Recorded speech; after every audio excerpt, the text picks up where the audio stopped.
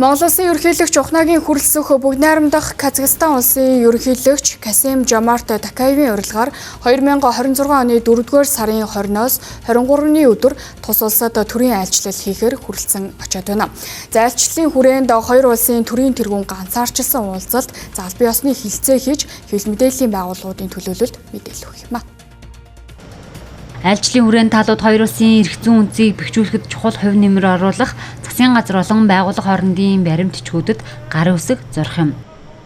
92 онд бол Монгол улсын хувьд бол бүгд найрамдах Казахстан улсыг бол албан ёсоор бүрэн хүлээн зөвшөөрч манай хоёр улс бол дипломат харилцаа тогтоосон ийм түүхтэй юм байнамаа. Казахстан улсын хувьд бол 1997 онд бол Монгол улсад Улаанбаатар хотод бол Казахстан улсын дипломат төлөөлөгчийн газар бол албан ёсоор нэгдсэн байгаа. За тэгээд 2007 онд бол төвшин дээшилж элчин сайдын яамны төвшөнд бол үйл ажиллагаагаа бол тасралтгүй бас явуулсаар өнөөдөр хүрч байна. Дэлхийн цагаар жилийн цаг уурын нөхцөл байдал маш хүнд байгаа. Геополитикийн нөхцөл байдал хүнд байгаа үед бол Монгол улсын ихийг хэрхэмлсэн гадаад бодлогоо нотлоод Казахстан дээр Төв Азийн тэргүүлэх Казахстантай энэ хоёр талын харилцаагаа дахиад цааш нь хөгжүүлэх гээд өргөжүүлэн тэлэх гээд явж байгаа нь бол манай гадаад бодлогын нэг том ололт амжилт гэдэг юм уу ялалт байж болно гэж үзэж байгаа.